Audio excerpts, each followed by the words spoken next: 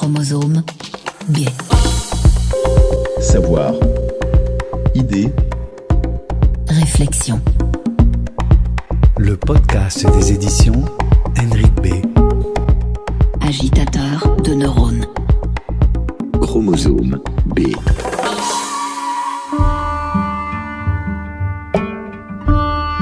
À la fin des années 1960, différents domaines ont fait émerger un courant de la psychologie méconnu du grand public. La psychologie transpersonnelle. Et si, dans notre quête de bien-être et de pleine réalisation, nous devions sortir des structures limitées de l'ego? État modifié de conscience, expérience mystique et transcendante, tradition orientale et chamanique, psychédélisme, psychotrope et plus récemment l'art-thérapie, que savons-nous de ces disciplines et de ces expériences? Que peuvent-elles nous apprendre aujourd'hui sur nous-mêmes et sur notre évolution? Pour répondre à ces questions, 3 professionnels au profil complémentaire unissent leur expérience de terrain et leurs connaissances académiques. Dans une approche critique et pragmatique, ils dressent un panorama du transpersonnel, interrogent ses enjeux actuels et le situent au sein de 250 ans d'histoire occidentale, des balbutiements de la recherche sur l'esprit humain jusqu'au devenir de la psychothérapie. Chromosome B.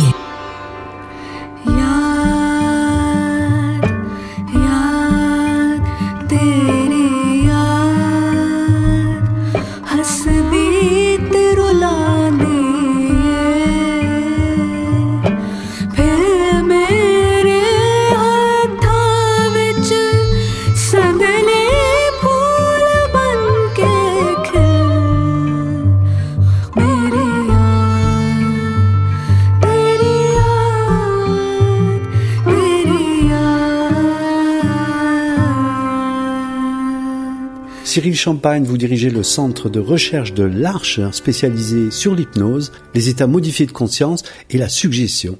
Vous êtes psychopraticien, hypnologue et formateur. Vous défendez une approche constructiviste et de l'humain, de l'accompagnement et de la thérapie. Johan Henry, vous êtes psychologue diplômé de l'Université de Lyon. Vous exercez la psychothérapie transpersonnelle et intégrale à Genève en cabinet privé. Vous animez des sessions de respiration holotropique. Vous formez aussi des thérapeutes et des soignants et supervisez des équipes de travailleurs sociaux.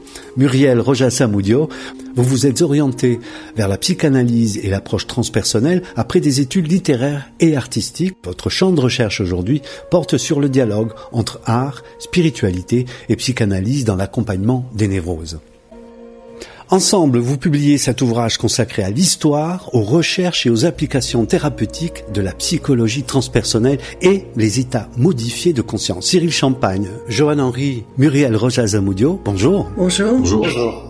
Alors, je vais suivre un peu votre ordre d'apparition en tant qu'auteur dans la chronologie du livre. C'est donc à vous, Cyril Champagne, que j'adresse ma première question. La psychologie transpersonnelle se réfère à l'idée d'un dépassement de soi en complément d'approche psychologique classique. Elle prend en considération la dimension spirituelle de l'être humain et étudie les états modifiés de conscience. Comme par exemple l'hypnose, Cyril Champagne, qui est votre terrain privilégié de pratique. Est-ce que vous pouvez nous expliquer ses ressorts, ses objectifs et comment ça s'inscrit dans l'approche de psychologie transpersonnelle?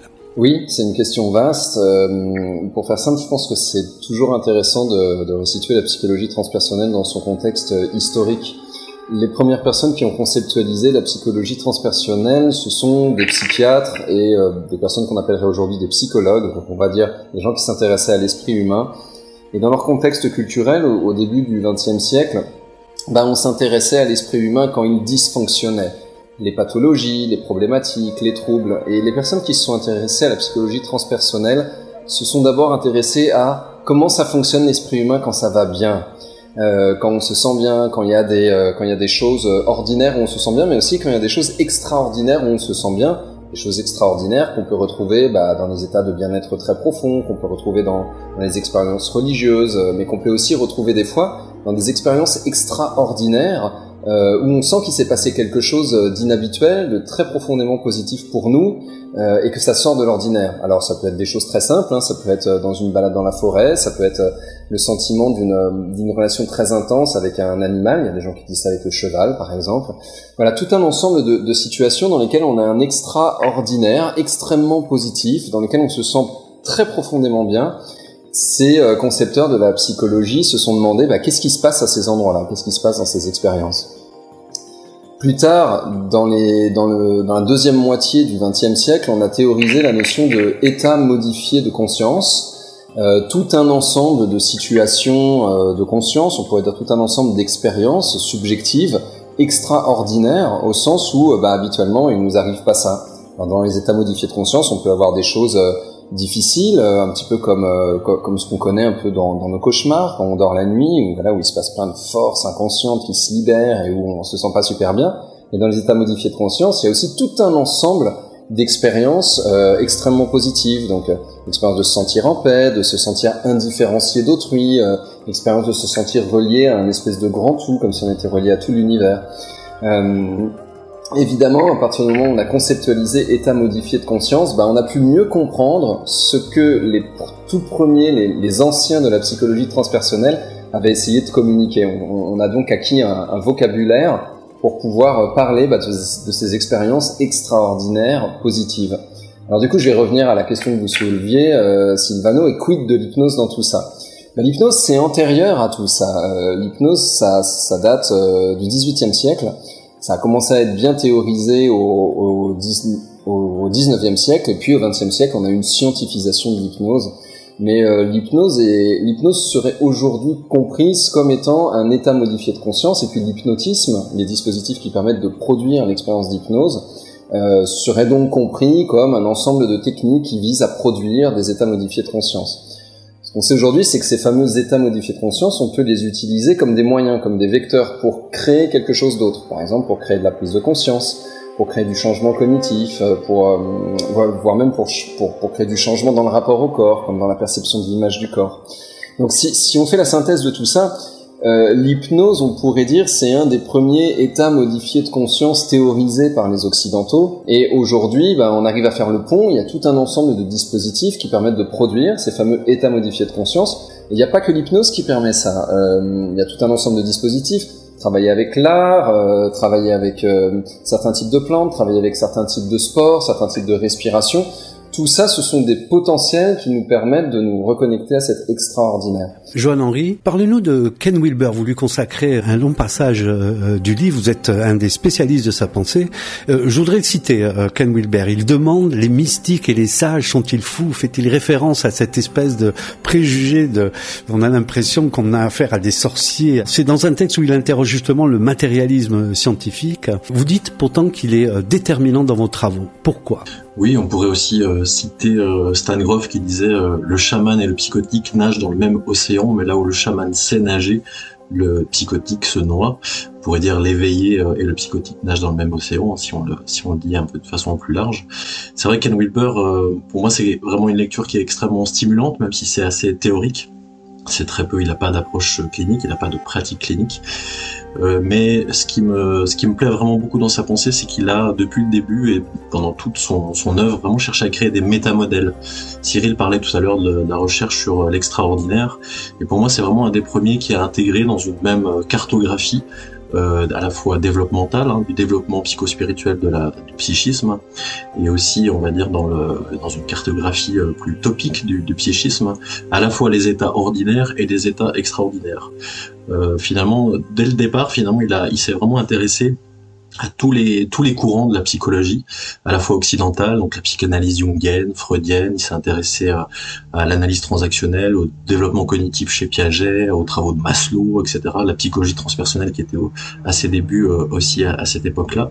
Et puis aussi à énormément de travaux de psychologie orientale, on pourrait dire, les travaux de Sri Aurobindo, mais aussi vraiment les textes fondateurs des grandes approches hindouistes, indo-tibétaines, etc., zen, et aussi des approches plus mystique occidentale. Et finalement, il a comparé, c'était vraiment le début de ses travaux, à la conscience. Il a parlé du spectre de la conscience, et finalement la conscience qui pourrait se déployer selon tout un tas d'états, tout comme la lumière qui se décline selon tout un tas de variantes. et vraiment il a cherché à montrer vraiment ce déploiement de la conscience depuis la conscience du tout petit, du nourrisson, du nouveau-né, jusqu'à la conscience de l'éveillé, du sage, du mystique. Et il a pu comme ça développer tout un tas de stades développementaux, c'est extrêmement passionnant. Et donc pour moi, pour revenir à la question dans ma pratique, c'est ça qui m'intéresse beaucoup, c'est que ça permet vraiment de donner une perspective développementale du développement psychospirituel de la conscience depuis ses débuts jusqu'à des perspectives de développement, déploiement plus extraordinaires, plus mystiques. Mais c'est aussi, comme je disais, une forme de topic, c'est-à-dire que ces différents stades, ils se sédimentent au sein de la conscience. Donc même si je suis à un état adulte pleinement autonome, etc., je continue à avoir les états adolescents, les états d'enfants, les états du nourrisson, et puis aussi en potentiel, je peux avoir les stades ultérieurs, transpersonnels, intégral, au sein de ma psyché. Et donc notamment dans les états modifiés de conscience, par exemple de la respiration anthropique que je peux proposer, eh bien on sent que ces différents stades nous appellent.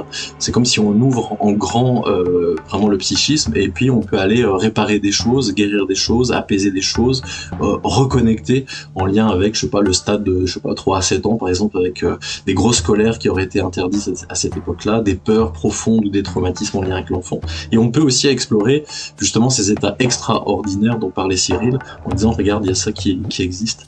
Donc, ça donne vraiment une cartographie, ça donne des repères, et ça accompagne, c'est très précieux pour accompagner, notamment les états modifiés de conscience, et aussi dans la pratique. Muriel Rocha-Zamudio, vous créez des passerelles entre l'exploration psychologique et psychanalytique et l'expression artistique comme forme de langage de l'imaginaire, dites-vous. Et j'ai envie de vous demander à vous aussi quels sont en fait les mécanismes que vous mettez en place dans votre exercice d'écoutante. Je sais que l'art-thérapie que vous utilisez est une émanation un peu plus récente de la psychologie transpersonnelle. Est-ce que vous pouvez nous en dire quelques mots? Oui, bien sûr. Alors, je crois que ce qui est particulier aussi dans notre ouvrage, c'est que nous sommes des personnes qui lisons beaucoup de livres et qui réfléchissons, mais nous sommes aussi tous les trois, chacun dans nos sphères, des praticiens ou des cliniciens.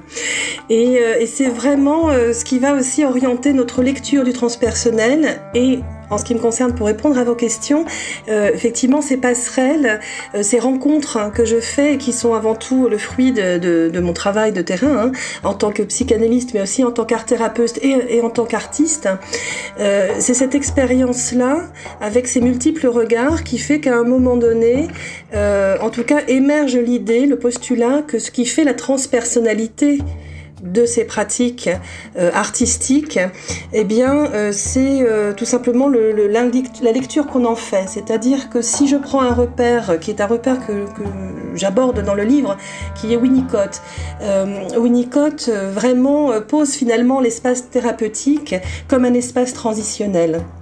Et ça, on va le retrouver dans la création artistique. Il y a deux grands aspects qu'on va retrouver. Il y a le côté laboratoire, enfin moi j'aime bien ce mot-là, le côté laboratoire de la pratique artistique, qui est aussi quelque chose qui peut se transposer à la notion de thérapie. On a un espace comme ça dans lequel on peut transformer des choses. Ces choses, elles peuvent se transformer par la parole, mais elles peuvent aussi se transformer par une autre forme de langage. Et ce langage peut être plastique, il peut être corporel. C'est à cet endroit-là que les médiations artistiques vont intervenir. Et puis, il y a un autre élément qui est commun et qui peut, du coup, avoir une familiarité avec l'approche transpersonnelle. C'est la notion de dissociation. Alors, bien sûr, en art-thérapie ou en création artistique, on va pas employer ce mot-là parce que il est quand même très connoté psychiatrie, voire pathologie, mais de fait, nous passons notre temps à nous dissocier plus ou moins légèrement. L'état de transe, c'est ça. Je dirais que les affinités naturelles entre une pratique artistique et une approche transpersonnelle de la psychothérapie, c'est celle-là. Ce sont des espaces-temps où il y a des dissociations plus ou moins légères, plus ou moins induites, et ce qui va émerger, eh bien, dans cet espace-temps particulier, on va l'utiliser, on va le transformer, on va jouer avec, pour qu'un sens émerge et que finalement ce qui est problématique ou ce qui a été impactant puisse trouver un sens et une fonction dans le quotidien. Chromosome B.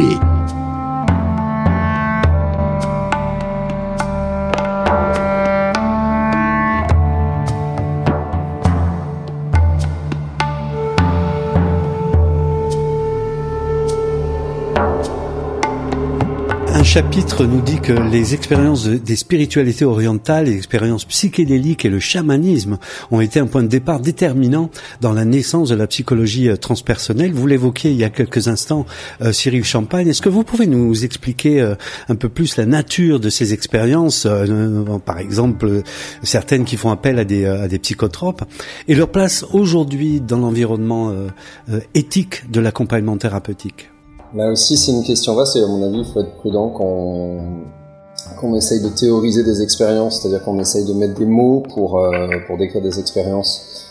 Comme je disais tout à l'heure, il y a une construction historique dans la psychologie transpersonnelle et puis surtout dans son volet applicatif qui est la psychothérapie transpersonnelle. On pourrait dire psychologie au sens science de l'esprit, essayer de comprendre comment ça fonctionne, mais psychothérapie, c'est plutôt de la psychologie appliquée, mettre en mouvement le psychisme. Généralement, psychothérapie, c'est un mouvement qui va de je me sens pas très bien vers je me sens mieux. Donc c'est un mouvement vers le mieux-être. Dans ce cadre-là, en effet, on observe que les techniques qui sont présentes dans les spiritualités orientales, les techniques qui sont présentes dans les dispositifs qui mobilisent des psychotropes, et les techniques qui sont présentes dans ce qu'on appelle chamanisme, avec ou sans psychotropes, ces techniques semblent destinées à créer ce mouvement d'un mal-être vers un mieux-être, voire même d'un bien-être vers un beaucoup mieux-être, ou d'un très très mal-être vers ça va encore pas très bien, mais au moins c'est fonctionnel. Et vous voyez, dans ces trois directions-là, on a à chaque fois le même mouvement d'un mal-être vers un mieux-être.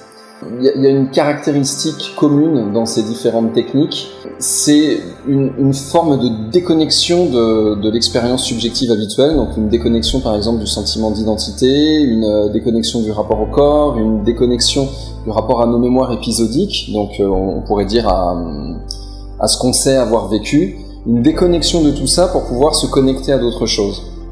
Par exemple, notre ami Carl Jung parle de réalité archétypale, où à un moment on peut se dire, voilà, si j'ai une difficulté par exemple avec mes parents en tant que fils, en fait c'est pas juste moi, en fait c'est leur rôle de fils qui a été mis en difficulté. Et il y a quelque chose ici qui est moins personnel, et c'est là qu'on parle de transpersonnel. C'est au travers de la personne, c'est au-delà de l'individu lui-même. Dans les spiritualités dites orientales, donc on pourrait dire certaines branches de l'hindouisme, certaines branches du bouddhisme, ou on connaît aussi de la philosophie taoïste, on retrouve des techniques qui ont une forme de finalité. C'est pas toujours la même finalité. Par exemple, hindouisme, bouddhisme, taoïsme, ils n'ont pas les mêmes finalités. Mais dans les techniques, on va retrouver des générations d'expériences particulières qui possèdent ce type de potentiel, des potentiels de mieux-être, des potentiels de se reconnecter à cet au-delà du soi. Du côté du chamanisme, on retrouve généralement sous l'étiquette chamanisme, on retrouve l'idée de ritualisation, on retrouve l'idée qu'il y a un agent, le chaman qui va avoir une fonction particulière pour travailler auprès de personnes dans un cadre particulier qui est pas uniquement thérapeutique, qui est aussi une reliance à des forces de la nature ou des forces de l'esprit qui seraient au-delà de ce qu'on retrouve dans le thérapeutique. Puis dans cette figure du chaman, on retrouve aussi une idée de cohésion sociale. Donc c'est un rôle social qui est un petit peu différent de ce qu'on a chez nous. Cette espèce de gardien du rapport à l'existentiel, du rapport à la santé, puis du rapport à une bonne relation avec autrui. Les dispositifs rituels vont être utilisés pour aller dans cette direction-là, dans cette triple dimension de se sentir bien avec soi, de se sentir bien avec ce qui nous dépasse, de se sentir bien avec l'autre. Ici, à nouveau, on retrouve tout un ensemble de techniques qu'on pourrait apparenter à des techniques de production d'états modifiés de conscience, donc des techniques de dépassement physique, des techniques de perturbation assez forte du métabolisme, comme par exemple des techniques de jeûne, des techniques de danse extrêmement intenses et très longues, donc on pourrait dire un peu des techniques d'épuisement.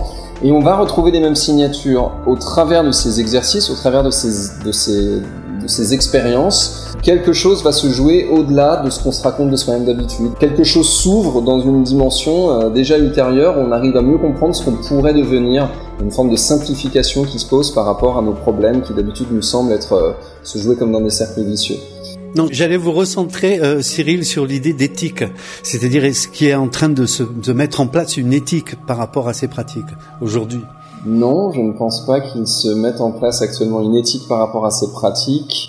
Je pense qu'il se met plutôt en place une une forme d'expérimentation très libre de ces pratiques.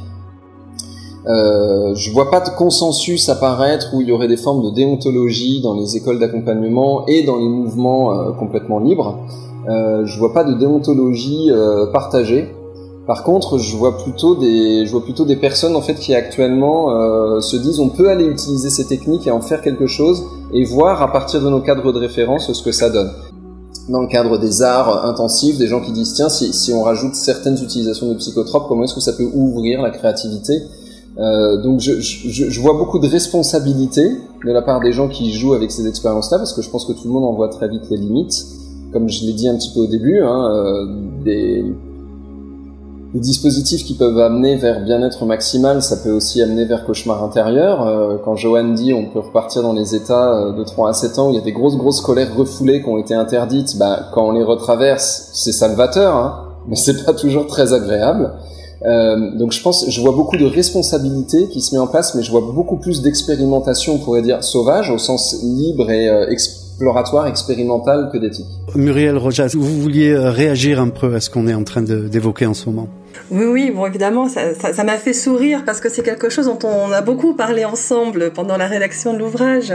Voilà, et puis tout de suite, moi je fais le lien, on enseigne tous les trois dans des espaces alors communs avec Johan, commun oui et non avec Cyril, c'est-à-dire qu'on s'est rencontrés dans des événements professionnels, mais c'était pas tout à fait un cadre d'enseignement. Enfin bref, tout ça pour dire qu'effectivement, pour rejoindre ce qu'était en train de dire Cyril, il y a quelque chose aussi de l'ordre, je pense, la responsabilité, moi c'est un terme qui me parle beaucoup, c'est aussi la nôtre, nous qui sommes formateurs aussi par ailleurs. Et je pense que ça c'est nouveau et que c'est porté, c'est-à-dire que cette exploration libre qui existe, qui est certainement aussi très marquée par tous les mouvements, années 60, 70, contre-culture aux États-Unis notamment, tout le monde connaît par exemple l'histoire de Larry, Larry et le LSD aux États-Unis, sa part de recherche tout à fait universitaire, encadrée, puis à un moment donné, ça prend des proportions telles que la loi, en tout cas, estime qu'elle doit intervenir.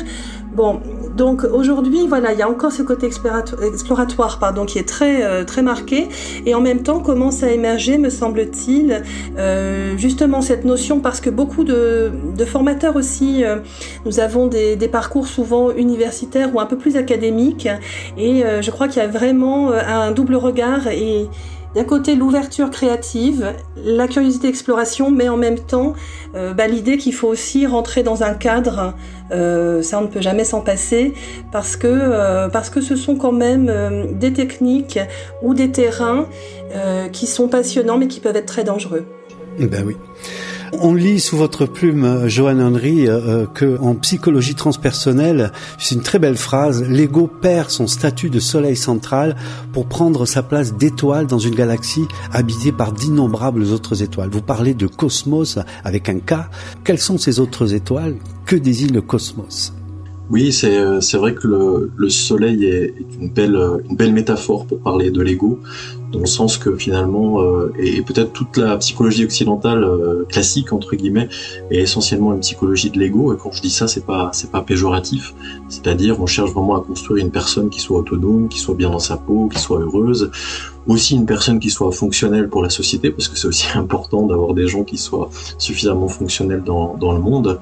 Et donc c'est comme si la psychologie, on va dire classique, menait tous les stades, toute la construction, cherchait vraiment la construction de la personne jusqu'à cet état d'un ego fort, c'est-à-dire d'une personnalité qui soit accomplie dans le monde.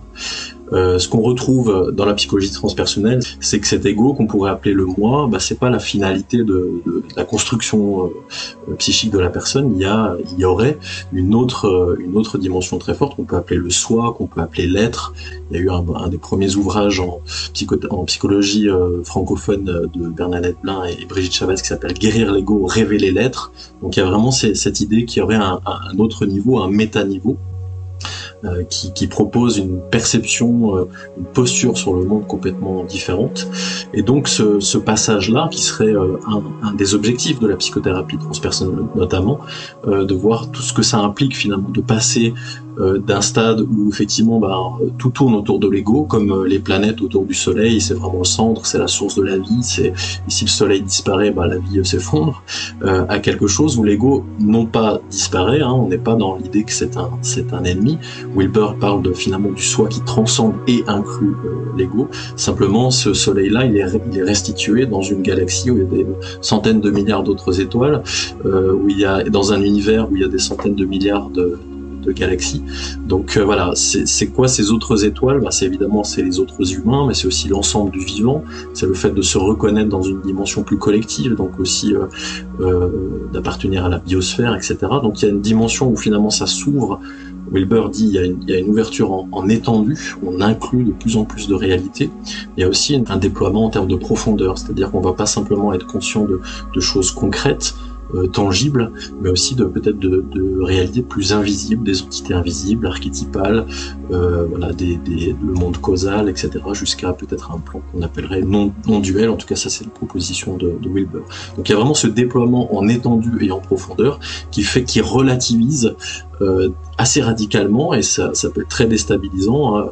On l'évoquait tout à l'heure, dans certaines expériences extraordinaires, tout d'un coup de plus se sentir si important et si central, mais de se sentir parmi quelque chose d'infiniment plus vaste, ça peut déstabiliser, puis en même temps ça fait du bien, ça provoque des choses. Très brièvement, Johan, le cosmos. Le cosmos avec un K, c'est de nouveau quelque chose qui vient de Wilber, pour dire c'est pas le cosmos avec un C, c'est le cosmos physique tel qu'on le connaît, et le cosmos avec un K, c'est vraiment le cosmos intégral, c'est-à-dire qui inclut aussi les différents plans invisibles, subtils de la conscience, jusqu'à le plus abstrait, jusqu'à l'esprit, comme il l'appelle avec un E majuscule. Chromosome B.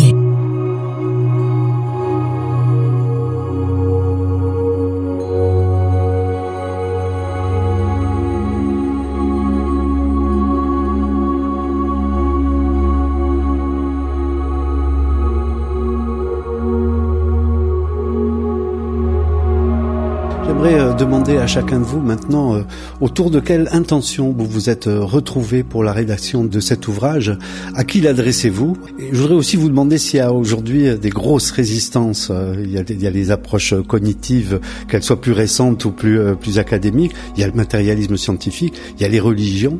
Donc voilà, quelle était votre intention? Quelles sont aujourd'hui les résistances qu'il y a en face de vous? Cyril, peut-être? Je pense que l'intention première, c'était d'informer. Voilà, aujourd'hui, dans les années 2020, il y a une somme d'informations vraiment intéressante et disponible pour différents types de publics, avant tout pour les différents praticiens, les gens qui sont déjà plus ou moins dans le transpersonnel, officiellement ou pas, mais qui mobilisent ces techniques, ces expériences, ces types de points de vue. Et puis, aussi pour ceux qui ne connaissent pas du tout ces dispositifs-là, parfois ça peut être trop critiqué à tort, donc c'est intéressant de compiler de l'information pour pouvoir situer un petit peu cet objet. Mes résistances, moi pour ma part j'ai dirigé un centre de recherche pendant 7 ans, j'ai eu l'occasion d'être en lien avec beaucoup de scientifiques dans notre culture scientifique matérialiste, et il y a toujours cette idée que que notre compréhension occidentale matérielle du monde serait un espèce de triomphe de la pensée, qu'il y aurait rien au-delà, et que si quelqu'un fait ne serait-ce que l'hypothèse qu'il y aurait quelque chose au-delà, c'est sûrement qu'il est un peu idiot et qu'il a rien compris. Ce point de vue, ce postulat me semble très dogmatique et continue à beaucoup me surprendre. Donc je pense que quand on commence à dire des possibilités d'au-delà de la matière, d'au-delà du soi, d'au-delà de notre paradigme d'observation de la dite nature, je pense qu'à cet endroit-là, il y a encore beaucoup de choses qui pourront s'ouvrir dans le futur. Muriel Rojas Amudio, vous pouvez compléter, réagir votre intention avec ce livre et les résistances. Alors, je pense que là aussi, une intention certainement commune qui fait écho à ce que j'évoquais tout à l'heure, le fait que nous avons aussi des fonctions, des expériences de transmission, d'enseignants.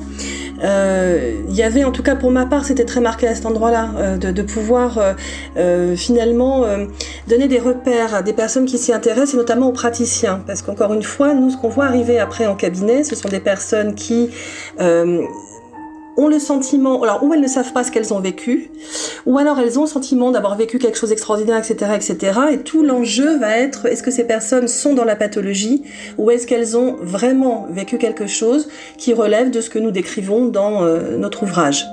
Alors, aucun de nous trois n'est psychiatre, donc déjà la première règle, elle est toujours évidemment d'essayer de dériver vers un psychiatre quand on a un doute sur ce qui se passe. Mais en tout cas, il y a toute cette invitation quand même à la prudence, parce que ce qu'on va repérer, c'est que alors il y a les résistances qu'a évoqué Cyril, hein, tout le milieu qui peut se considérer comme matérialiste athée. Et à mon avis, tout ça, c'est lié au fait que le transpersonnel, il est à la jonction du spirituel et du psychologique. C'est une intrication constante de ces deux plans. Donc ça veut dire qu'il y a toujours un moment, et c'est aussi quelque chose qui m'est très cher et que je développe dans mon travail, et encore une fois particulièrement dans mon travail d'enseignante, qui est le fait qu'il est important d'être clair sur son propre système de croyance et de pouvoir dialoguer avec celui de la personne qui est en face, parce que vraiment le transpersonnel nous fait travailler à cet endroit-là. Nous ne sommes pas des maîtres spirituels, mais en même temps nous travaillons avec le spirituel.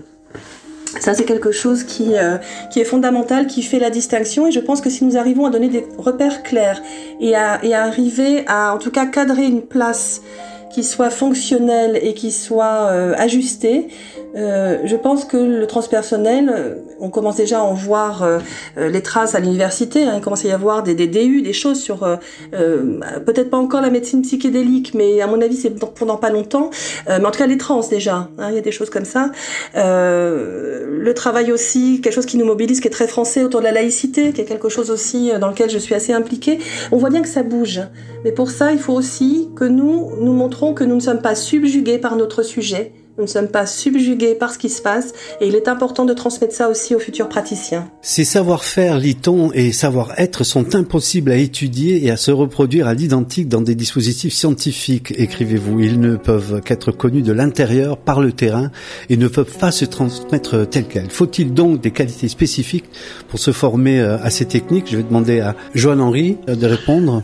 Oui, c'est vrai qu'il y a une dimension vraiment phénoménologique, c'est vraiment expérientielle qui est en lien avec ça. On peut les décrire, mais effectivement, l'idée de les prouver par des dispositifs comme ça, purement rationnels, scientifiques, on peut dire des choses, mais on a tendance un peu à écraser les faits, et c'est vraiment dommage. Donc l'idée, c'est vraiment déjà de faire le voyage soi-même, et c'est vrai que la dimension expérientielle, le fait de pratiquer pour la formation des psychothérapeutes, des praticiens, elle est vraiment essentielle.